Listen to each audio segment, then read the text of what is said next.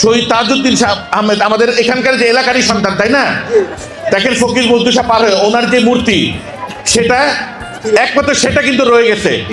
কিছু আচরণবিধি আছে, সেজন্য আমরা 21শে জানুয়ারির আগে আমরা সরাসরি কোনো প্রচারণায় আমরা আসতে পারবো না। কিন্তু তাই বলে আপনাদের কাছে এসে আপনাদের সমর্থন চাওয়া, আমার জন্য প্রার্থনা করা বা আমার জন্য সহযোগিতা চাওয়া, সেটা তো কোনো মানা নাই। মানা আছে? আমি এখানে অল্প দুটো কথা বলবো। একটু আগে কৃষ্ণদা বলেছেন, আমি একটা কথাই বলবো যে আমরা 12ই ফেব্রুয়ারি যে আমাদের মধ্যে একটা সুযোগ এসেছে, যে এই 17 বছরের যে বিভাজন, যে আমরা দল মত এইভাবে যে বিভাজন করা হয়েছে, বিভক্তি করা হয়েছে, সেটাকে একবারে শেষ করা। এবং সেটা কি?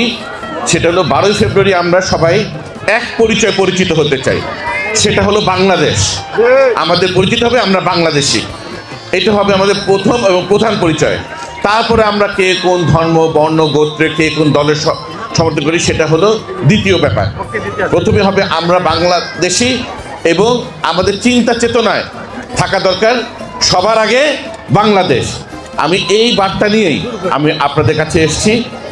আপনারা জানেন যে গত 2024-এর 5ই আগস্টের পরে একটি পরিবর্তন এসছে বড় রকমের বাংলাদেশে, এবং তার পরপরই একটা সুর তোলা চেষ্টা করা হয়েছিল, বিভিন্ন অপপ্রচার করা হয়েছিল যে বাংলাদেশ থেকে আমাদের সনাতন ধর্মাবলম্বী ভাই ও বোনেদেরকে বাধ্য করা হচ্ছে যে নিজের ভিটা মাটি ছেড়ে বাইরে চলে যাওয়ার।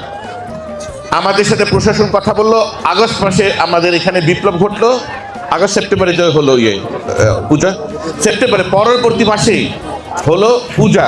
প্রশাসন আমাদের সাথে যোগাযোগ করলেন, বললেন যে পূজা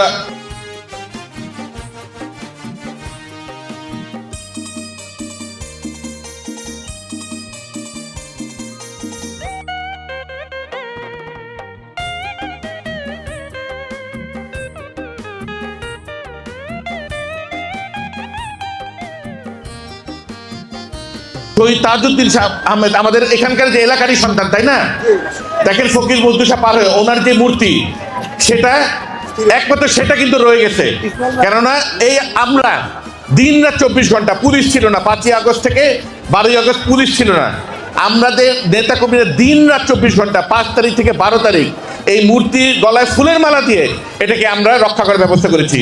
যেখানে নাকি এই উগ্রবাদী প্রতিক্রিয়াশীলরা 5 তারিখে সেটা ভেঙে দেওয়ার জন্য তারা চেষ্টা করেছিল। এই কথাটা একটাই প্রমাণ করে যে আমরা সবাই ঐক্যবদ্ধ কাপাসে বিশ্বাসী, আমরা সবাই একসাথে চলতে চাই।